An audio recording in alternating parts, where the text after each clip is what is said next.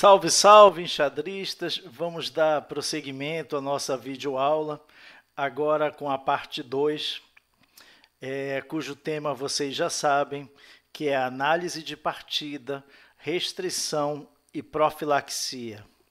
Bem, eu selecionei uma segunda partida aqui, para a gente poder analisar, uma partida que eu joguei de pretas ano passado, no Campeonato Amazonense Absoluto de Xadrez, contra o enxadrista Sebastião Mussi. Vamos lá?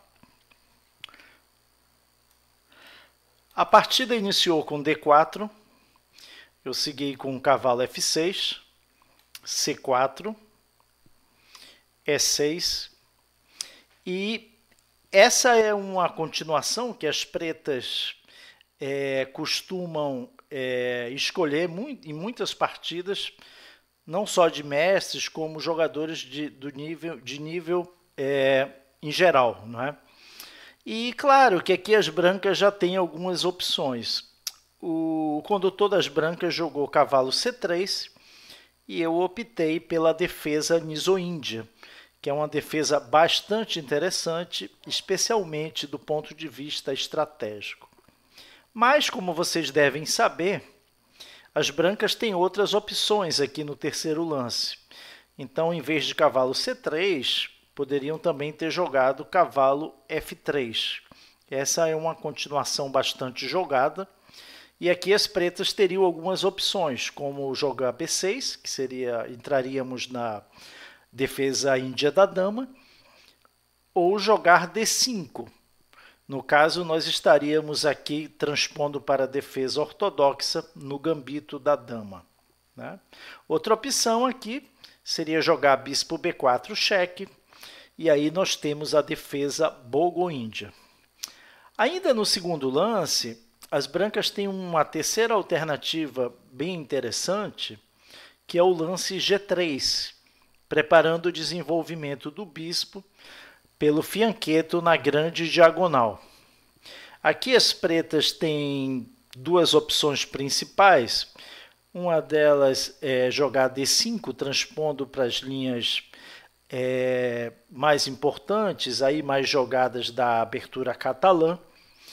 E também uma alternativa muito interessante, que seria jogar C5, né, já atacando imediatamente o peão de D4 das brancas, e após D5 nós vamos ter uma estrutura de peões totalmente diferente, e é D5, CD5, D6, bispo G2, G6, cavalo F3, bispo G7, nós temos uma das variantes da defesa Benoni, né? No caso aqui as brancas estariam jogando a variante do fianqueto. Mas, voltando à partida, o meu adversário jogou cavalo C3, e claro que além da defesa niso-índia, havia a possibilidade de entrar aqui na defesa ortodoxa, gambito da dama, como eu já comentei.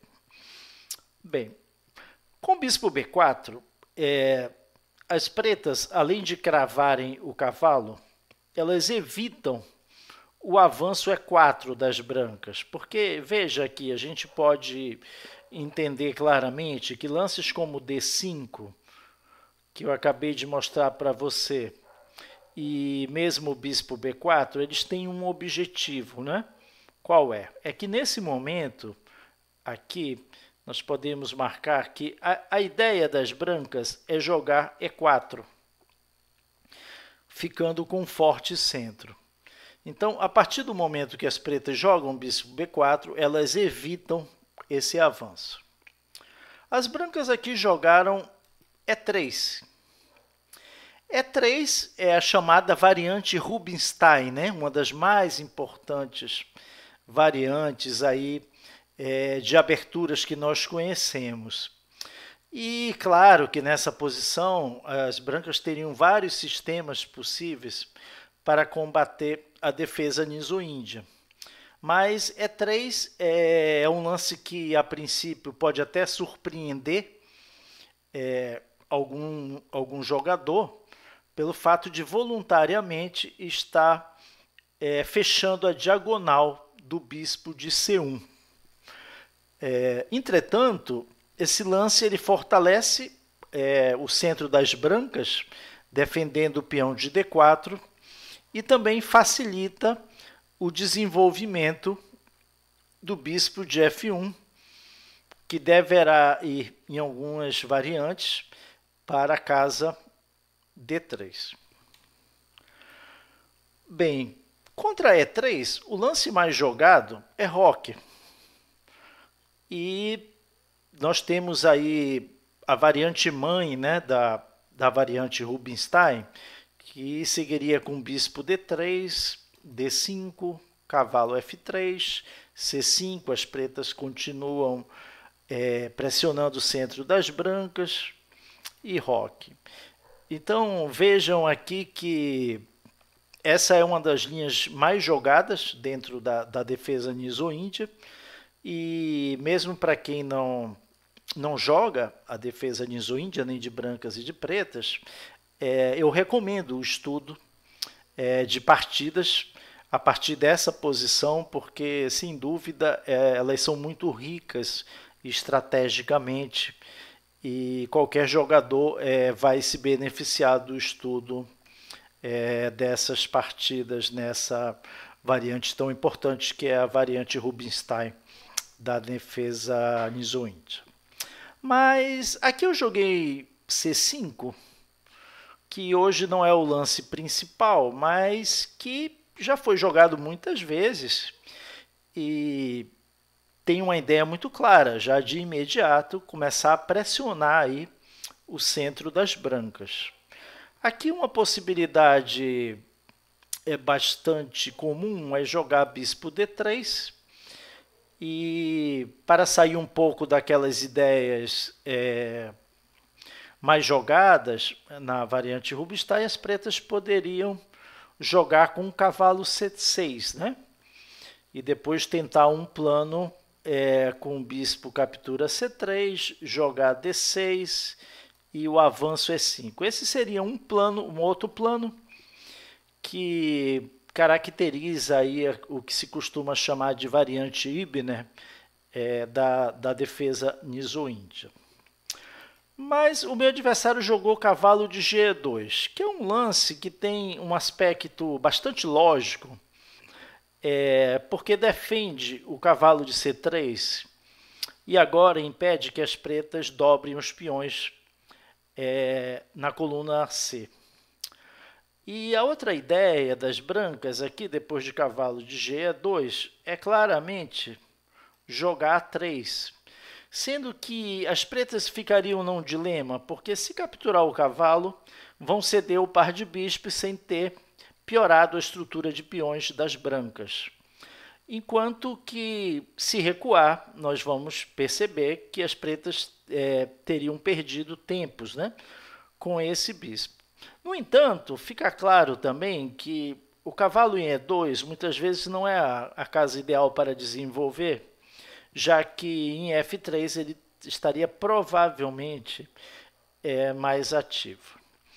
Aqui eu segui com a ideia bem natural, que é de trocar o peão de C pelo peão de E,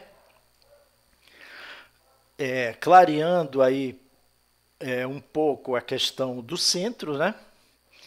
E nessa posição, a variante principal é D5, que nós vamos até já entender o motivo, né, desse lance ser mais jogado. Novamente, é um lance que posiciona um peão central na quarta fileira e tenta disputar aí espaço no centro com as brancas, né? Eu joguei roque, que é um lance inteiramente jogável, e claro que as brancas seguem aqui a sua ideia, que é de atacar o bispo. Bispo E7 aqui é um lance natural. E aqui sim nós vamos perceber que talvez a falta de ter jogado D5 antes, ela vai permitir uma possibilidade que na outra variante as brancas não teriam, que é a de jogar o lance D5, ganhando um importante espaço. Mais uma vez, o que a gente percebe aqui, e é comum em muitas variantes da Niso-Índia, é que, apesar das brancas terem espaço, é muito comum, uma vantagem de espaço branca, mas é muito comum que haja uma compensação para as pretas que é de um mais rápido desenvolvimento.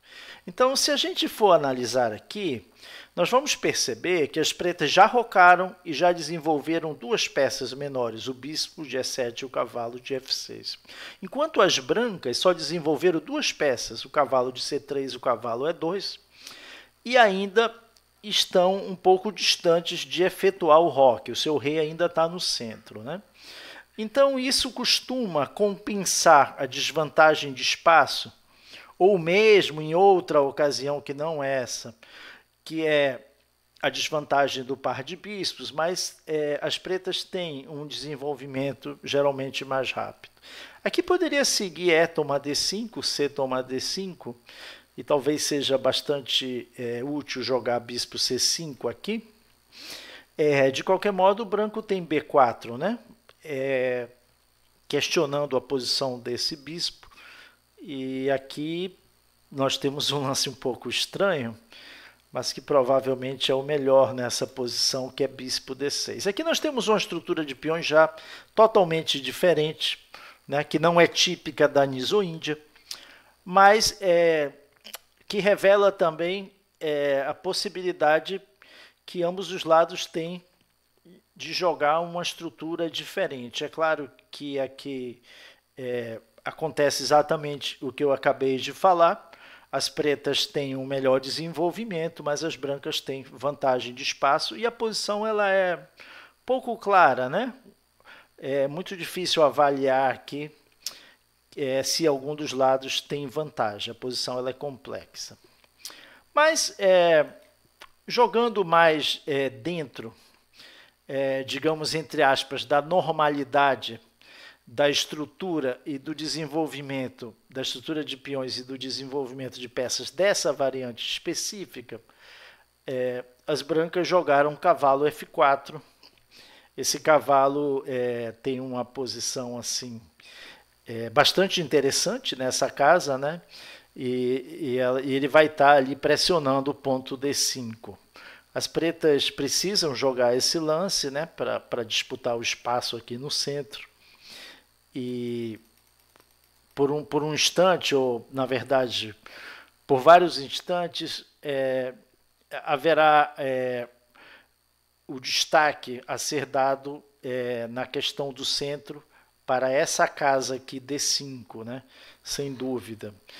E por isso que aqui parece ser o mais preciso mesmo, jogar C toma D5.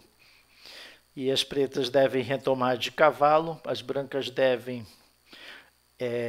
provavelmente trocar aqui o seu cavalo, que parece menos ativo do que o de F4, o cavalo D5 é D5, e aqui uma continuação normal seria bispo D3. E aqui é uma variante bem interessante, em que as pretas têm toda a razão de lutar aqui pela igualdade, né? E seria provavelmente uma continuação mais natural do que o lance que foi jogado na partida pelo meu adversário, que jogou bispo E3. Esse lance, evidentemente, não é um lance ruim, desenvolve o bispo ali, até defendendo preventivamente ali o peão de D4, mas na verdade permite algumas possibilidades para as pretas, que poderia surgir agora se as pretas jogassem D toma C4 e bispo toma. Na verdade, essa captura de peão das pretas eu não cheguei a jogar, mas ela tem pontos positivos e negativos. Um ponto negativo é que vejam que nessa posição as brancas ainda não moveram o bispo. Então, quando você captura, né, as brancas, sem precisar fazer um movimento antes, como o bispo E2 ou bispo D3, já consegue desenvolver o bispo numa casa muito ativa. A questão do peão isolado no meio-jogo é o famoso peão isolado D4, que acontece em várias aberturas e várias variantes do xadrez. Sempre tem lados positivos e negativos. E geralmente quem tem o peão D4 tem mais espaço no meio-jogo e possibilidades, inclusive, de ataque. Isso vai depender também muito da posição das peças, né? Por outro lado, o jogador aqui de pretas que está lutando contra o peão isolado, ele busca geralmente a simplificação, onde em um final esse peão pode se revelar uma fraqueza. Esse jogo geralmente é muito complexo, né? E não é fácil, baseado na minha experiência, nem jogar com o peão isolado, nem jogar contra o peão isolado. Então, requer, digamos assim, um refinamento maior e um bom conhecimento desse tipo de estrutura. Por tudo isso, eu evitei essa variante e segui de uma forma aqui, digamos, mais convencional, desenvolvendo o cavalo nessa boa casa, né, em C6, e permitindo, claro, que as brancas possam realizar o que não realizaram ainda no lance anterior. Então, as brancas jogaram C toma D5, e novamente, agora eu estou realmente convencido que nesse tipo de posição parece mesmo ser melhor, um pouco melhor, digamos, as pretas tomarem com um cavalo. Quer dizer, a troca de um dos cavalos me parece que facilita um pouco o jogo das pretas. Ainda que as brancas estejam, sem dúvida, com as peças bem ativas, né? Mas eu tomei de peão. E a captura de peão, ela abre algumas outras possibilidades para as brancas. E, de qualquer modo, nós vamos perceber que as pretas têm muitos recursos para lutar pela igualdade. Por exemplo, uma variante bem concreta aqui, em que as brancas já buscariam um ataque direto sobre o peão isolado de D5, né? Tem a setinha mostrando aí também que a dama pressiona o peão de B7, dificultando a saída do bispo das pretas de C8. Mas aqui as pretas têm um lance muito bom que resolve os problemas dessa posição, que é cavalo A5, né?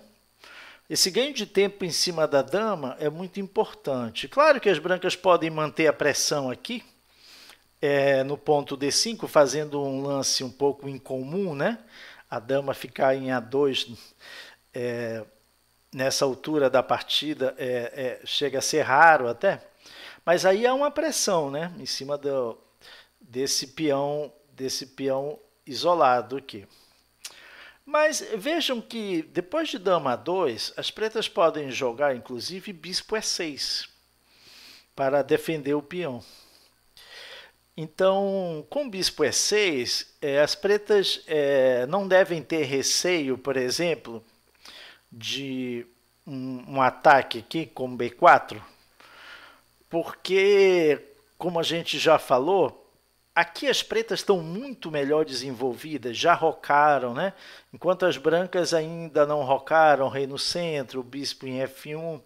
Então, um jogo assim mais agudo vai beneficiar as pretas, né? Que tem as peças melhor colocadas. Então, se pode jogar um torre C8, que é muito forte, e depois de torre C1, cavalo C4. Veja que o cavalo fica nessa casa forte, né? Que é, claro, uma casa fraca do campo das brancas.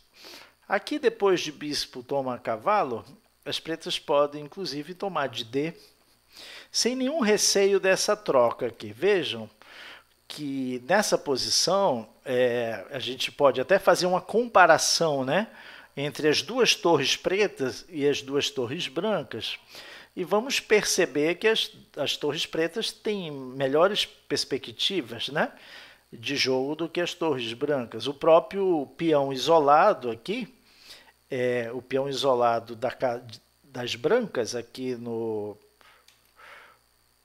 em D4, e as pretas também têm um peão isolado em E6, mas a gente pode verificar que como os dois bispos são de casa preta, então provavelmente é mais inconveniente até que o peão isolado esteja na casa preta, né? Então é mais provavelmente inconveniente para as brancas. Aqui então a gente pode dizer que essa posição as pretas já têm uma pequena vantagem, uma pequena, né? Mas consistente vantagem. Voltando aqui naquela posição, em vez de B4, uma possibilidade seria tomar esse bispo diretamente. E aqui surge uma outra questão da estratégia do xadrez, que se fala muito em vantagem do par de bispos. E é claro, né, que eu diria até que na maioria dos casos o par de bispos chega a ser uma vantagem, né, comparado com o par de cavalos ou com bispo e cavalo do oponente. Mas existem muitos casos também que o par de bispos não é uma vantagem, pode até ser uma desvantagem, não só pelas peças menores em si, né? Mas sempre a gente tem que analisar uma posição dentro de um conjunto de elementos, né? Então, muitas vezes, um elemento é mais importante, chega a ser até decisivo, mas, em outro caso, aquele elemento tem menos importância. Aqui a gente vai perceber que não há nenhuma vantagem aqui das brancas de possuir o par de bispos. Por quê? Porque as pretas têm perspectivas, e muito boas perspectivas, para os seus cavalos. Então, nós podemos verificar aqui que em alguns momentos mais para frente, o cavalo pode entrar em C4, existe a ideia de cavalo G4. Então, aqui nós temos que ser muito objetivos e perceber que os cavalos das pretas não estão jogando menos que os bispos das brancas, pelo contrário, né? Então, essa posição ela é bastante interessante aqui para as pretas. Veja que agora o desenvolvimento mais ativo e natural das brancas em D3 acaba sendo um erro, né? Porque as pretas já têm esse lance que é muito forte. E você tem, inclusive, a coluna F, tem o cavalo pressionando o bispo de E3. E dá para notar também que, com essa troca de cavalo toma bispo, peão toma cavalo, houve o quê? O fortalecimento da defesa do peão de D5. Então, um pouco justifica agora, né, a posição dessa dama em A2. Então, aqui as pretas já têm uma boa vantagem. Depois de F6, é necessário o bispo E2, sem dúvida, para controlar ali esse salto forte do cavalo em G4. As pretas poderiam seguir com torre C8, que é um lance natural, posicionando a única peça ainda que não estava desenvolvida das pretas na coluna C. E após o roque, o lance natural, o cavalo C4, e vai ficar claro que as brancas vão deixar de ter o par de bispos, e eu diria até que devido a esse peão isolado aqui, as pretas têm uma pequena vantagem. Claro que as pretas também têm uma debilidade, que é esse peão atrasado em E6. Mas é muito mais difícil de ser explorado. Esse peão E6, ele, por incrível que pareça até, ele está cumprindo uma função importante de defender o peão de D5, que antes era isolado, e com a saída do peão de F7 para E6, se abriu a coluna F, né? Então aqui eu acredito que as pretas estejam um pouco melhor. Bem, vamos voltar aqui, ainda analisando essa variante depois de E tomar D5, e eu acredito que o melhor lance para as brancas aqui seria bispo D3, posicionando o bispo aí nessa importante diagonal. E aqui tem um lance interessante para as pretas, né? Que seria jogar bispo D6. Veja que aqui nós temos uma possibilidade que sempre tem que ser bem avaliada, né? Para ver se vale a pena mesmo as brancas ganhar esse peão aqui. Por exemplo, cavalo de... Pode ser cavalo de FD5, né? Cavalo toma, cavalo toma. Mas aqui as pretas têm uma compensação, né? Veja que o rei branco está no centro, existe uma pressão sobre o peão de D4 e vai ser muito difícil manter o peão a mais. Poderia seguir cavalo C3, cavalo toma D4 e as pretas recuperaram o peão, mas as brancas agora podem voltar a ter um peão a mais com essa sequência aqui, ó. Vocês já devem ter visto aí, né? Bispo toma H7, rei toma H7, dama toma D4. E aqui também seria possível continuar com bispo E5, dama toma D8 e torre toma D8. Então aqui a gente teria um final em que as brancas teriam um peão a mais. Ali o peão a mais, se a gente for comparar, estaria ali na coluna H. Mas, nesse caso, sim, o par de bispos, as pretas vão ter dois bispos muito ativos, e, sem dúvida alguma, as pretas têm compensação pelo peão a menos nessa posição. Então, tudo indica que nessa posição, o melhor mesmo para as brancas é efetuar o roque. E eu acredito que o branco tem uma pequena vantagem após o roque, né?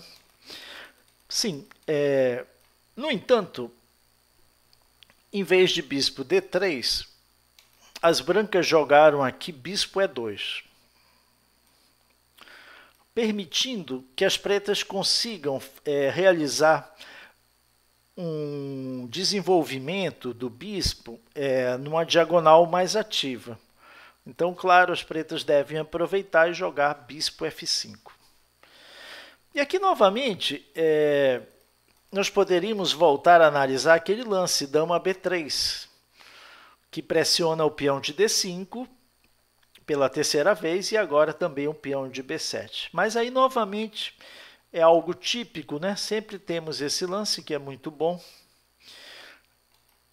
E depois de dama A2, existe até uma possibilidade que a gente deve considerar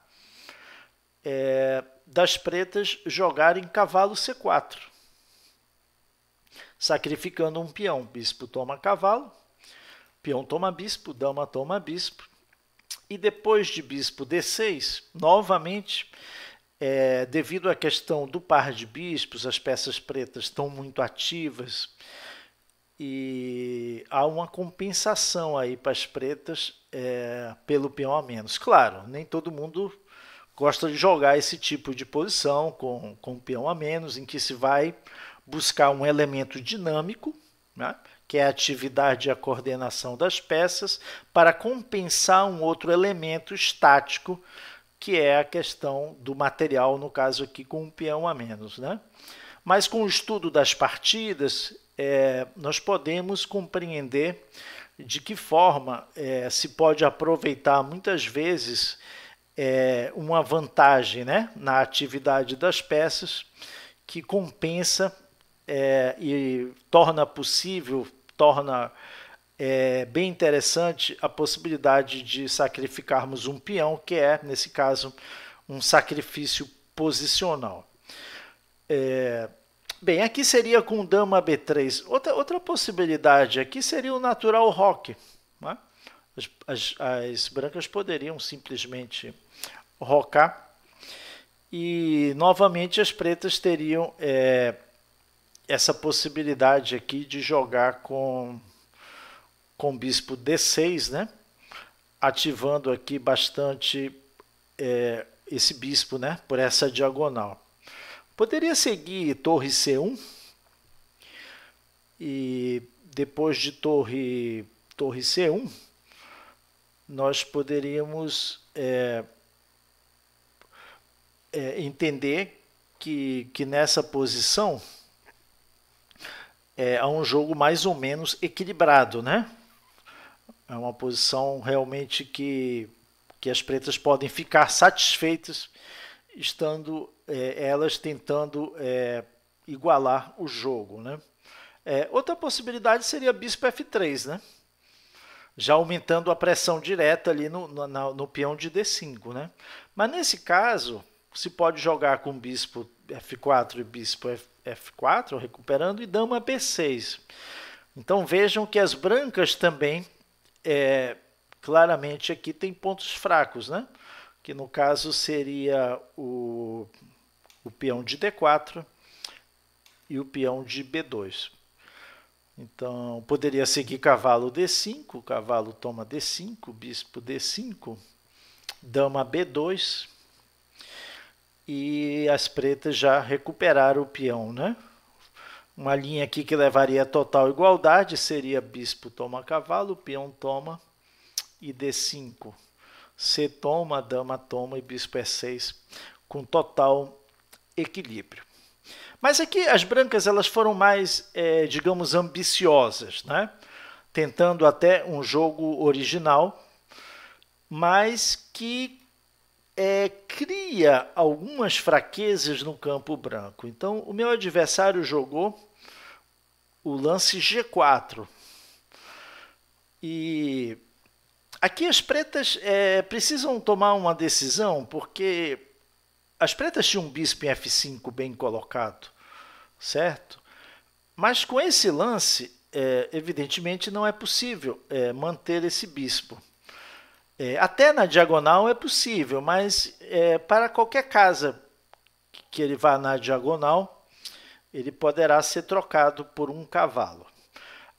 A alternativa aqui das pretas seria jogar bispo D7. Com G4, as brancas elas realizaram um certo enfraquecimento, mas conseguiram tirar o bispo daquela excelente casa. E, novamente, vai surgir aquele tema do sacrifício posicional de peão, né?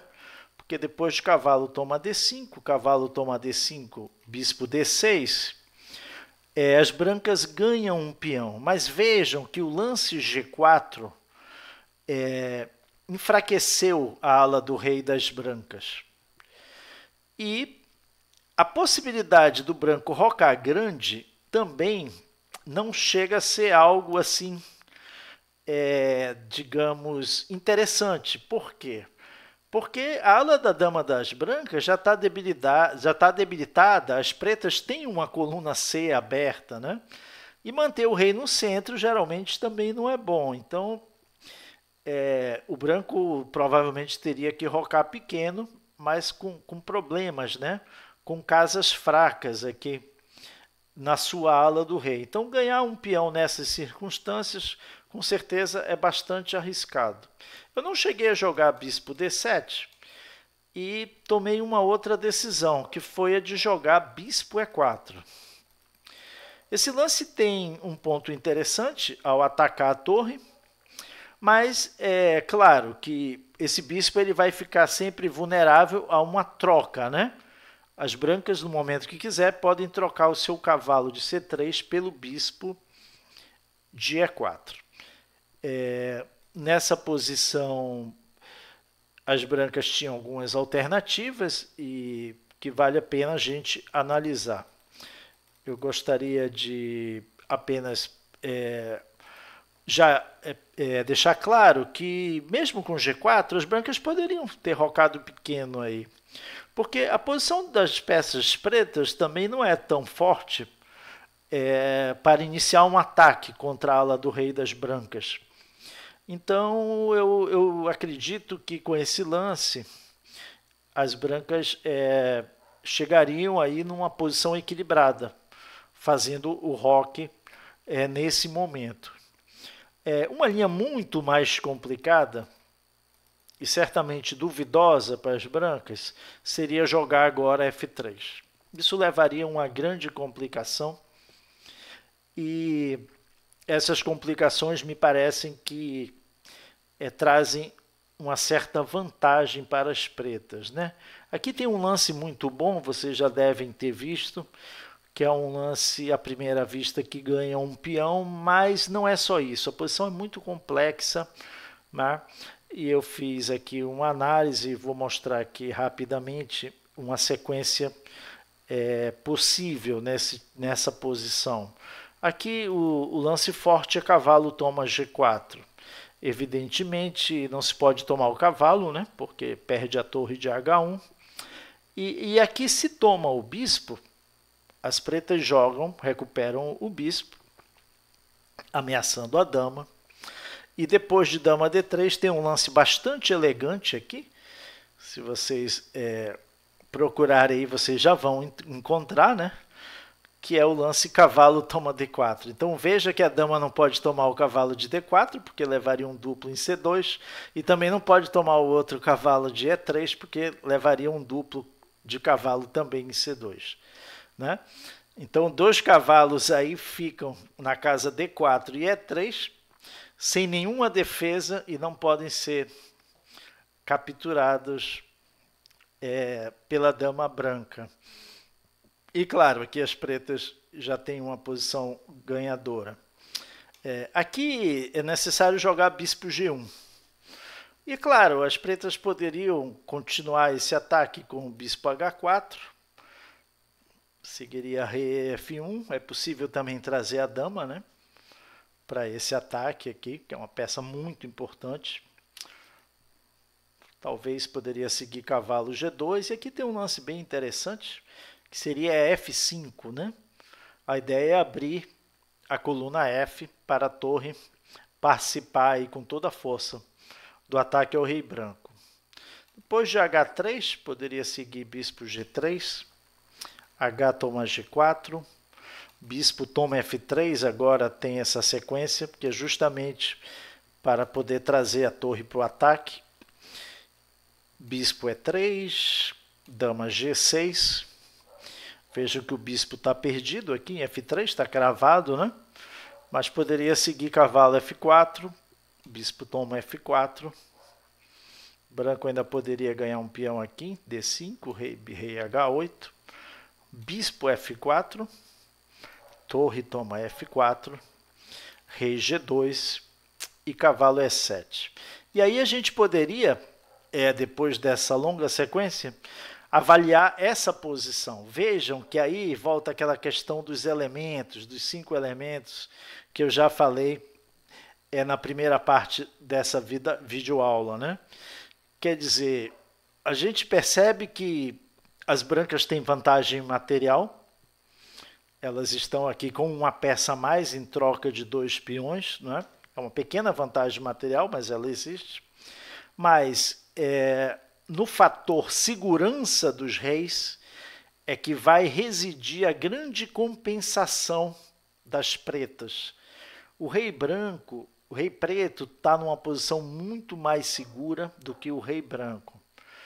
E as peças pretas elas estão posicionadas de uma maneira que é possível sim tentar realizar um forte ataque contra o rei das brancas, que está numa posição totalmente vulnerável, né?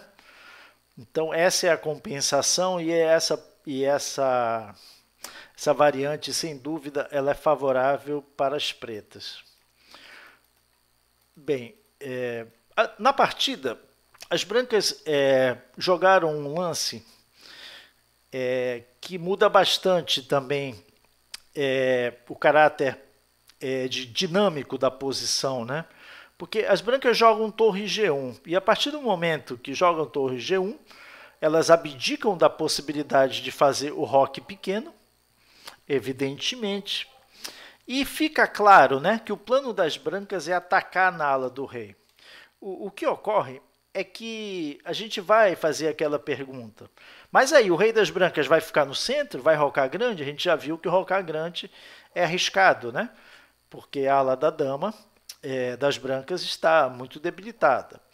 Mas o rei podia ficar no centro, né? Desde que as pretas não tenham possibilidades de atacar o rei. De qualquer modo, em situações assim, a torre branca de A1, ela dificilmente vai poder incorporar aí no ataque, porque há um problema claro aí de conexão das torres, né? Então, nesse caso do desenvolvimento, as pretas têm uma vantagem clara. Mas esse lance torre G1, ele é interessante, porque a ideia é avançar o peão de G5, tirando o cavalo dessa forte casa, e depois capturar o bispo das pretas com o cavalo, bispo de E4, o que facilitará depois que as brancas possam jogar pelas casas brancas, né? Então, aqui seria possível até jogar bispo D6, mas após G5, bispo toma cavalo, cavalo é 8, aquela captura que eu falei, que é importante para as brancas, e D5, e mesmo com cavalo E7, nós vamos chegar numa posição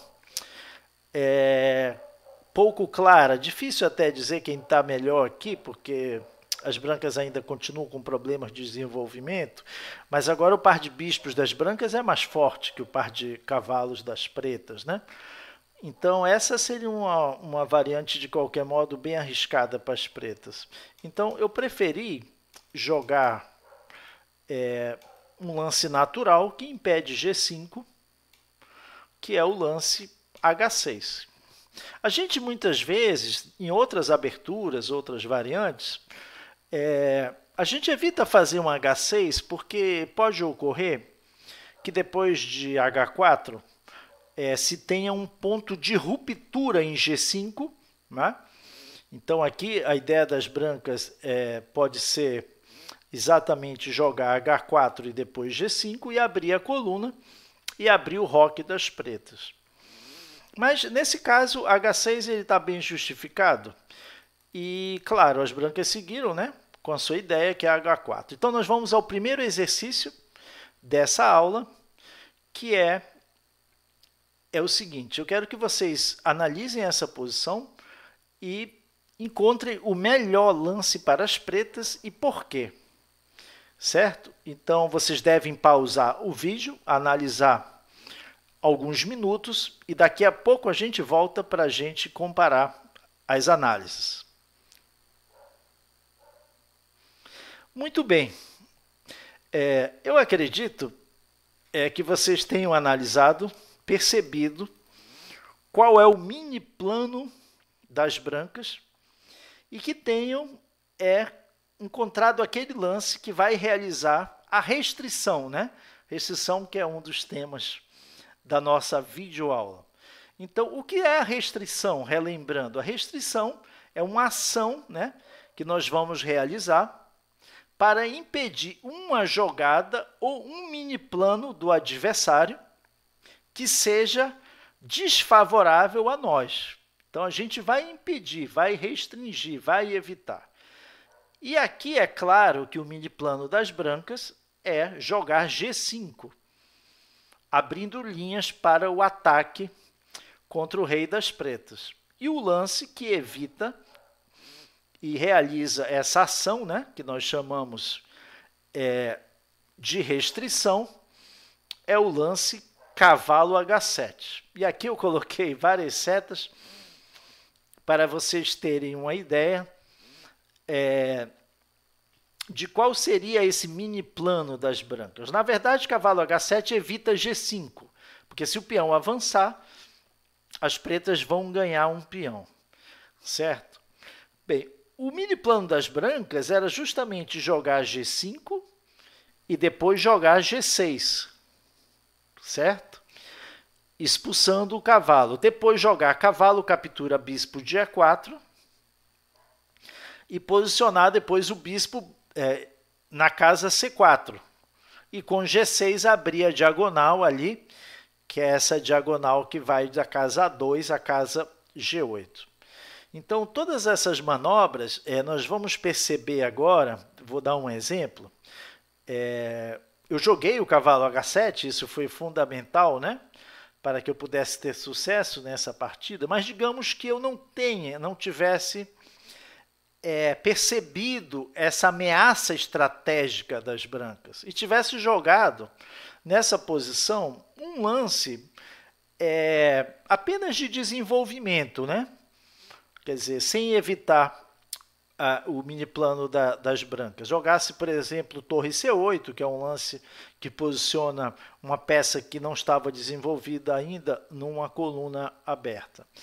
Aí vocês vão verificar a força desse ataque, da ameaça das brancas, porque seguiria G5, depois de HG5, H toma G5, cavalo H7. Esse é o primeiro passo, né? Digamos aqui, do mini plano das brancas, né? Agora, captura o bispo, como eu já tinha falado, e joga G6, exatamente para abrir a coluna, para abrir essa coluna aqui, coluna G, mas também para abrir essa diagonal, onde o bispo pode se posicionar. Então, essa é a grande ameaça das brancas.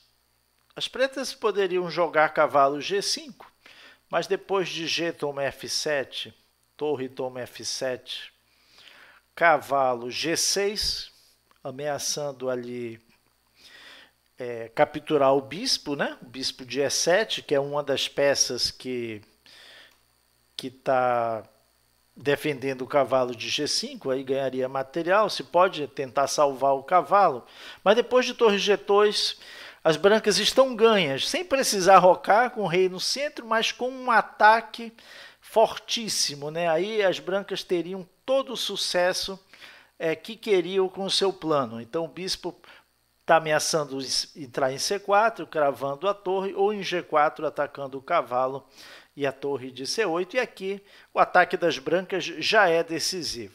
Então vejam como tinha um veneno muito grande, né? Esse ataque das brancas, que poderia em poucos lances chegar a uma posição ganhadora. Por isso o cavalo H7 é fundamental.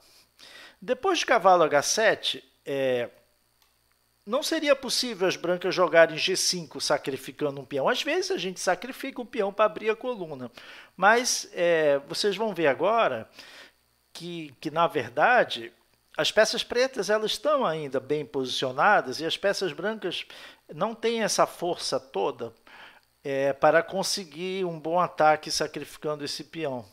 Então, depois de HG5, bispo toma. Poderia seguir cavalo toma bispo, peão toma. E, por exemplo, D5. As pretas estão com peão a mais, né? E aqui é interessante jogar cavalo E7. Depois de dama D2, cavalo F5. E se roque grande, nós podemos até tomar esse bispo aqui. F3. E depois de dama D6, as pretas têm um peão a mais e tem uma pequena vantagem. Claro, as peças brancas agora melhoraram a sua atividade, tem um peão D5 passado que pode realmente trazer um certo perigo, mas com um peão a mais aqui, as pretas certamente estão numa posição um pouco melhor. Outra possibilidade aqui seria jogar um dama D2, mas aí nesse caso as pretas já recuperam, né? O peão a menos, ou recupera o peão a menos? Não, desculpe, vão ganhar um segundo peão, né? E aqui mesmo com um par de bispos, com 2 peões a mais, as pretas têm clara vantagem para esse final. Então, a contragosto, certamente, né? As brancas jogaram nessa posição o lance H5. E aí houve realmente, né? Você vai perceber que claramente o mini plano que se iniciaria com G5, ele foi evitado porque há um total controle aí da casa G5 agora por parte das pretas. Aqui tinha um lance interessante, que seria o lance mais forte para as pretas, seria bispo H4. E depois de rei F1, torre A8, né, posicionando a torre nessa coluna aberta, é muito importante esse desenvolvimento. Cavalo toma bispo, o bispo está forte, D toma E4, a gente pode também dizer que as pretas estão um pouco melhor e, claro, novamente, a questão do par de bispos aqui não tem a menor importância, porque os cavalos das pretas têm boas perspectivas e o que conta aqui, para a gente avaliar posicionalmente que as pretas estão um pouco melhor, é justamente a posição dos reis, né? A posição do rei das brancas é muito mais insegura do que a posição do rei das pretas. Mas eu não joguei esse bispo H4 e joguei um lance que também é bem interessante, cavalo G5. O cavalo aqui se situa numa boa casa, né?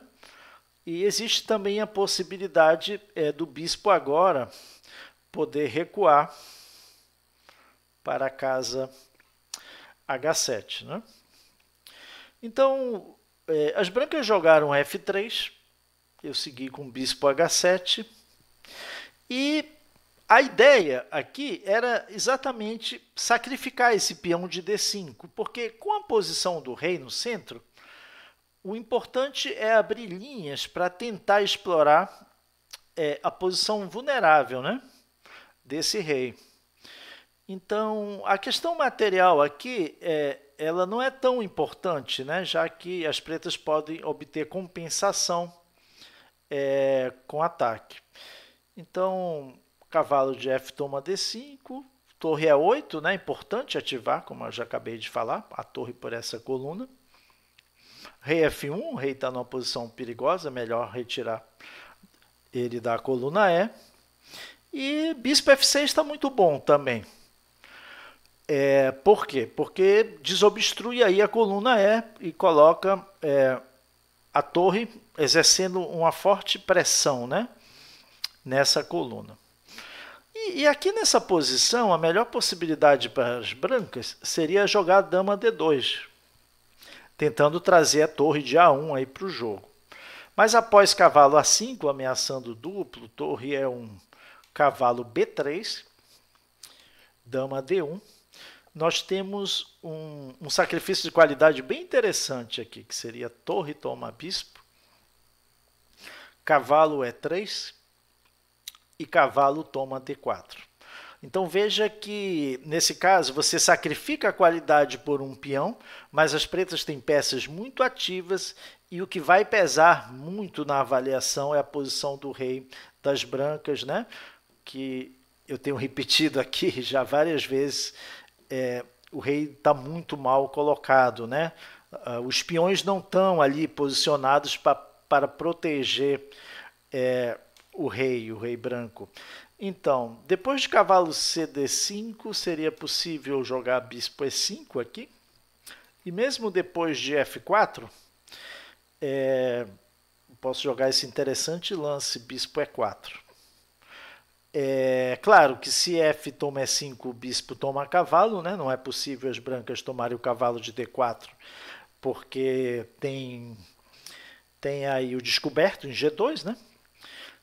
E claro que o que a gente percebe aqui é que apesar das brancas terem uma qualidade a mais, mas as peças pretas são muito ativas, né? Então as brancas têm muita dificuldade aqui de coordenar, né? Tem muitas fraquezas, né? A ala do rei das brancas. E depois de F, G5, se pode também incorporar aqui claramente a dama das pretas e tem um peão pela qualidade e forte ataque. Sem dúvida as pretas têm compensação aí pelo material a menos. Mas as brancas, nessa posição, jogaram cavalo toma bispo. que poderia ser uma tentativa de diminuir o número de peças e talvez tentar frear um pouco o ataque das pretas, né? Que a gente poderia chamar de contra-ataque. As brancas estavam tentando atacar, mas agora começam a levar um forte contra-ataque. Claro, a questão é que a dama das pretas agora fica muito ativa e com a saída de D8 se permite que a torre tenha a possibilidade depois de vir para a casa D8, né? E jogar muito forte aí pela coluna D. Nessa posição aqui, as brancas jogaram bispo toma cavalo, porque esse cavalo realmente estava pressionando a posição das brancas, né? E aqui nós vamos ao nosso exercício número 2, tá? Eu quero que vocês analisem essa posição. Nós temos praticamente duas alternativas só. É necessário capturar, né, o bispo das brancas, G5. Então você tem a possibilidade aí de tomar com o peão, o bispo, ou com a dama. Então eu quero que vocês analisem alguns minutos, né, e encontre aí qual a melhor resposta para as pretas e justifique. Dá uma pausadinha aí no vídeo e já a gente volta. Muito bem, eu espero que vocês tenham encontrado o melhor lance e tenham compreendido qual o verdadeiro motivo para que as pretas tenham jogado esse lance, que foi muito importante, essa decisão aqui, né? Existem aqueles momentos críticos do jogo, e esse era um dos momentos críticos, porque se as pretas fazem a captura incorreta, a minha avaliação é que as brancas ainda vão ficar um pouco melhor nessa posição, né? Vai haver uma pequena reviravolta. Mas se as pretas jogam o lance correto, as pretas vão ficar praticamente ganhas estrategicamente. Então, é muito interessante isso aqui, como é o xadrez, né? Tem alguns lances realmente que são muito decisivos. Então, aqui nessa posição, se as pretas jogam dama toma bispo, o que ocorre, né?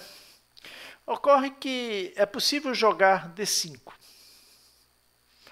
E depois de cavalo E5, dama D4. Então, com a dama indo para D4, a possibilidade de conectar as torres, as possibilidades de ataque agora das pretas diminuíram muito. Não vamos esquecer, né?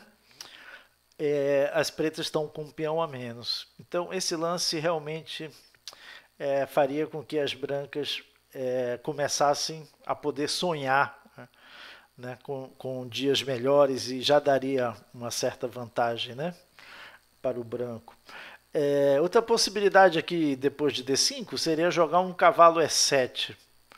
Mas aqui, mesmo nessa posição, as brancas poderiam já propor troca de damas, né? E com um peão a mais,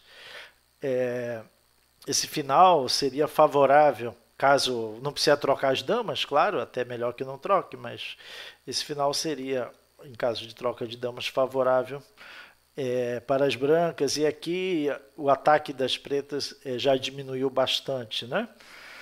E já não é tão clara a compensação das pretas pelo peão a menos.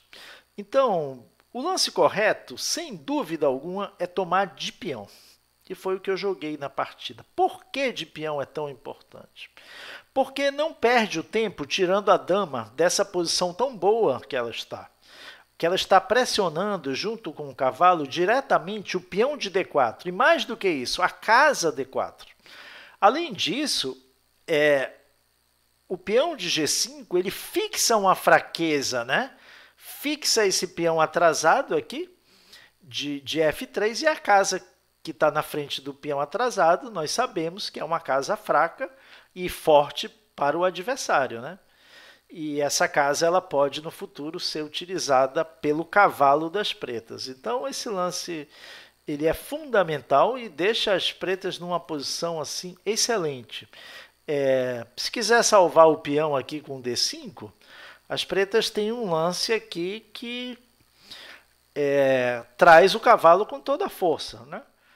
Quer dizer, com a pressão aí em cima do ponto E2 e a pressão em cima do ponto F3, vamos marcar aqui só para destacar.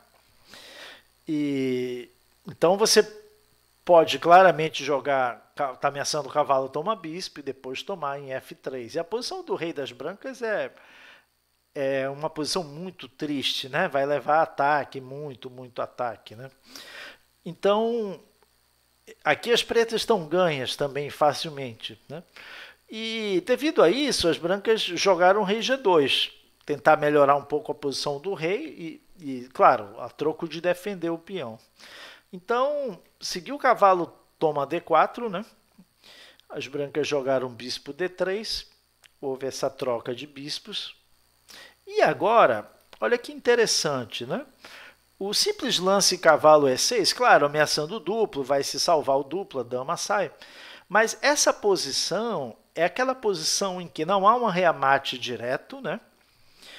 E também não há, por parte das pretas, nenhuma vantagem material. O material está equilibrado. Mas se nós formos avaliar aqueles elementos, os 5 elementos, nós vamos perceber claramente que as pretas estão ganhas estrategicamente.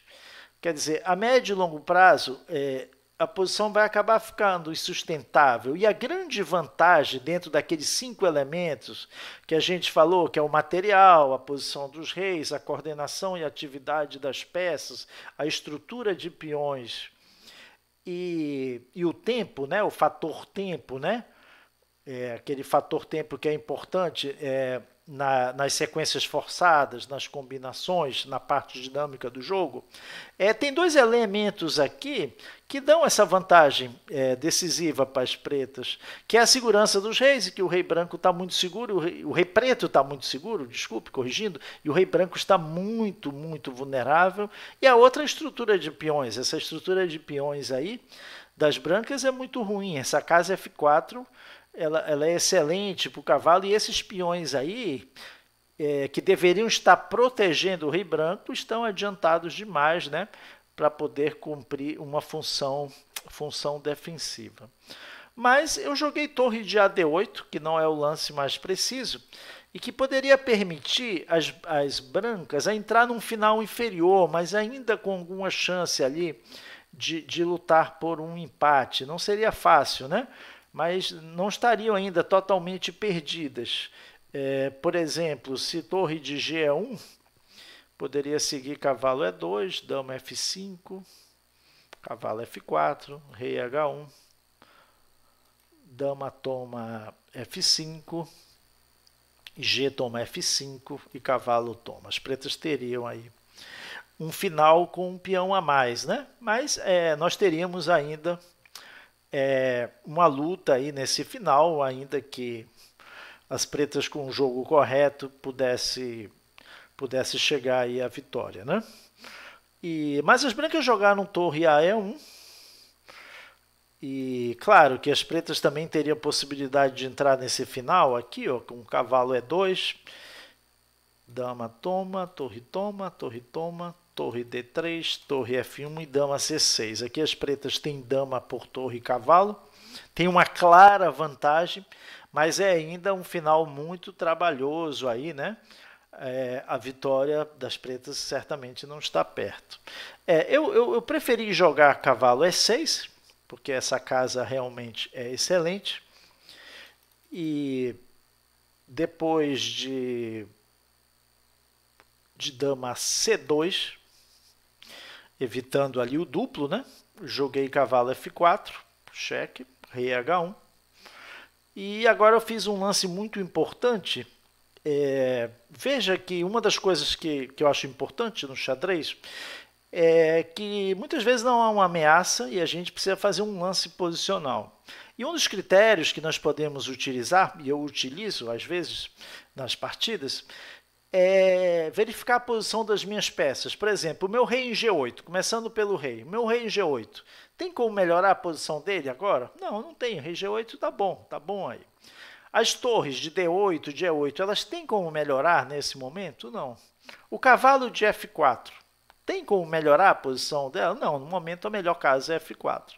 Mas nós vamos verificar que a dama de F6 ela pode ir para uma casa melhor, onde ela vai estar mais ativa e vai criar ameaças e vai dificultar o jogo das brancas. Então, o lance correto aqui é dama C6, porque ameaça diretamente um ponto fraco aqui das brancas, né? Que é esse peão aqui atrasado de F3, e também está cravando o cavalo. Então veja que com esse lance as pretas intensificam a sua vantagem posicional. Então seguiu o torre toma, torre, cheque, né? Torre toma, e as brancas agora defenderam o peão. Aqui tinha um lance fantástico do Komodo 10, que eu fiquei muito impressionado, e realmente é um lance de computador muito difícil de se jogar um lance desse na partida, né? Mas eu achei tão belo aqui que eu coloquei, inclusive na base, esses comentários todos aqui estão na base de partidas, que a gente envia para vocês também, né? Além da videoaula, claro. E eu queria mostrar rapidamente aqui para vocês que tem um lance fantástico, né? Quem quiser, eu não coloquei como exercício, é um lance, é um exercício assim de um grau de dificuldade muito grande, né? Então eu não coloquei como exercício, mas se alguém quiser parar o vídeo, né, e analisar para encontrar esse lance, que é o lance mais forte, mas realmente muito difícil de ver, mas acho que vale a pena também, né? Quem quiser treinar aí num exercício de um grau de dificuldade muito alto, tá? Então quem quiser dar uma pausadinha aí, né? Para e analisa e depois vem verificar aqui com a gente a solução, né? Mas aqui seria o F5. Esse F5 é um lance fantástico, muito difícil de ser imaginado, porque a ideia aqui é que se dama toma F5, tem um lance ganhador. E esse até um pouco mais fácil de ver, mas ver isso antes do F5 não é complicado, né?